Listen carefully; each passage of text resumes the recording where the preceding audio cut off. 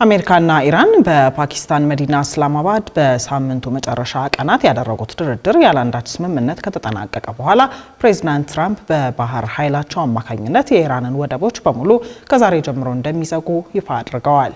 ፕሬዚዳንቱ በትሩዝ ሶሻል የማህበራዊ ትስስር ገጻቸው ላይ ከኢራን ወደቦች የሚወጣም ሆነ የሚገባ መርከብ አይኖርም ማለታቸውን ተከትሎም የዓለም የነዳጅ ዋጋ ዳግም ማሻቀቡ ተነግሯል። የአሜሪካና የኢራን ባለስልጣናት ከ47 ዓመታት በኋላ ለመጀመሪያ ጊዜ ፊት ለፊት ተገናኝተው መደራደራቸውን በአዎንታዊነት የሚጠቅሱ ተንታኞች ደግሞ ሁለቱ ሀገራት ድጋሚ ተገናኝተው መምከር እንደሚጠበቅባቸው እያሳሰቡ ይገኛሉ። ሪፖርተራችን ዘነበ ኃይሉ በዚሁ የሁለቱ ሀገራት ድርድርና የአሜሪካ ቀጣይ አዲሱ አቋም ላይ የሚያጠነጥን ዘገባ ወደ እናንተ ያደርሳል። እሱን እንከታተላለን።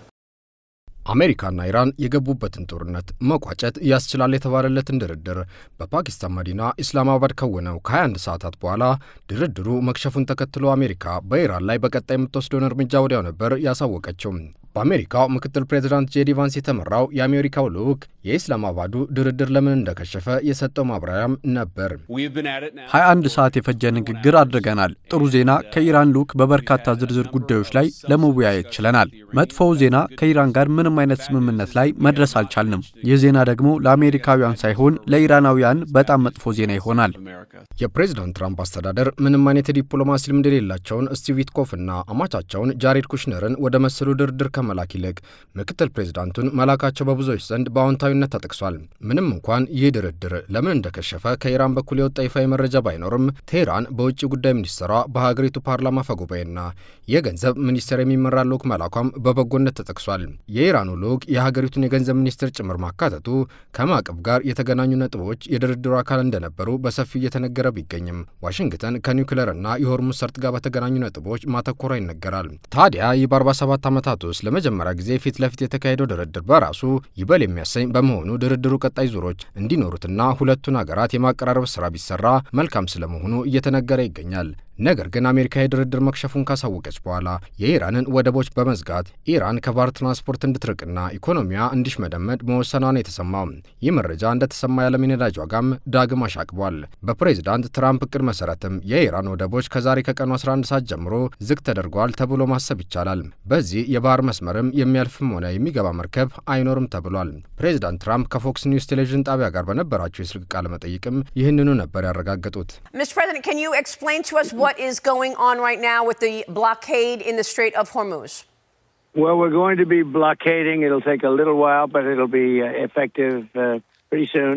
ትራምፕ አክለውም የሀገራቸው የባህር ኃይል የሆርሙዝ ሰርጥን ከፈንጅ እያጸዳ መሆኑን ቢገልጹም ኢራን በበኩሏ በሆርሙዝ ሰርጥ ምንም አይነት የአሜሪካ የጦር መርከብ ድርሽ አለማለቱን በመጥቀስ አስተባብላለች። የሀገራቸው ጦር በኢራን ላይ ዳግም የአየር ጥቃት ለመጀመር ዝግጅቱን ማጠናቀቁን የገለጹት ፕሬዚዳንት ትራምፕ ጥቃቱን ለመጀመር ትክክለኛውን ጊዜ እየጠበቁ መሆኑንም ጠቁመዋል።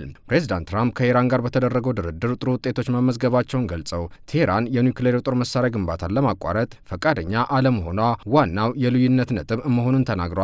ነገር ግን ከዚህ በተቃራኒው ምክትል ፕሬዚዳንቱ ጄዲ ቫንስ ከኢራን ጋር በተደረገው ድርድር በበርካታ ነጥቦች ላይ ስምምነት አለመደረሱን ጠቅሰው ለአብነትም የሆርሙዝ ሰርጥና ቀጠናዊ ታጣቂዎችን ማስታጠቅ ላይ ስምምነት አለመደረሱን አመልክተዋል። ምንም እንኳን ባለፉት ሳምንታት ፕሬዚዳንት ትራምፕ ኢራንን በማፈራረስ ወደ ድንጋይ ዘመንነት እንደሚመልሱ ቢዝቱም አሁን ላይ ከዚህ አቋማቸው ለዘብ ማለታቸው ይነገራል። አሜሪካ በአሁኑ እርምጃዋን ቢሆን ራሷን ሌላ ፈተና ውስጥ መጣሏን የሚጠቁም የቢቢሲ ዘገባ ከኢራን ውጭ ያሉ የሌሎች ሀገራት መርከቦች እንዴት ይተላለፋሉ የሚለው ጥያቄ አለመመለሱን ይጠቅሳል። በሆርሙዝ ሰርጥና በኢራን ነዳጅ ላይ ጥገኛ የሆኑ እንደ ቻይና ያሉ ሀገራትን በተመለከተም ምንም የተባለ ነገር የለም።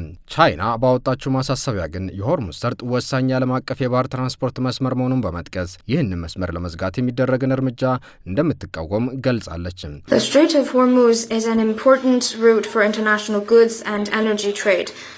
Keeping it stable, safe and unimpeded serves the common interests of the international community.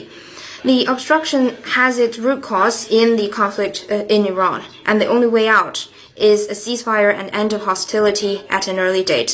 መሰሉ እርምጃ የነዳጅ ዋጋ እንዲጨምር ብቻ ሳይሆን እስከ ዛሬ ታይቶ በማይታወቅ መጠን ዋጋው ጣሪያ እንዲነካ ሊያደርገው እንደሚችልም እየተነገረ ይገኛል። ስምሪቱ በመካከለኛው ምስራቅ የሆነው የአሜሪካ ማዕከላዊ ዕዝ ትላንት ባወጣው መግለጫ በቀጠና ያለው የአሜሪካ የባህር ኃይል ወደ ኢራን ወደቦች የሚጓዙም ሆነ ከኢራን ወደቦች የሚወጡ መርከቦችን እንደሚያስቆም ነው ያሳወቀም። ነገር ግን እንደ ሴናተር ማርክ ዋርነር የመሳሰሉ የአሜሪካ ፖለቲከኞች ጭምር ይህ እርምጃ ኢራን የሆርሙዝ ሰርጥን እንድትከፍት እንዴት ሊያስገድዳት ይችላል የሚልን ጥያቄ እያነሱ ይገኛሉ። ነገር ግን ፕሬዚዳንት ትራምፕ ኢራን በሆርሙዝ ሰርጥ የማን መርከብ እንደሚተላለፍ ስትወስን ዝም ብለን አናይም ያሉ ሲሆን ይህ እርምጃም አጋርና ሁሉም ሀገራት ችግሩን ለመቅረፍ በጠረጴዛ ዙሪያ ለማሰባሰብ የተወሰደ እርምጃ ነው ብለዋል። ታዲያ ከወራት በኋላ የአገሪቱ አጋማሽ ዘመን የአካባቢ ምርጫ የሚጠብቃቸው ፕሬዚዳንት ትራምፕ ይህንን ፍጥጫ እንዴትም አድርገው መቋጨት እንደሚሹ ነው የሚነገረው። ነገር ግን ይህ የፕሬዚዳንቱ መሻት ይሳካል ወይ?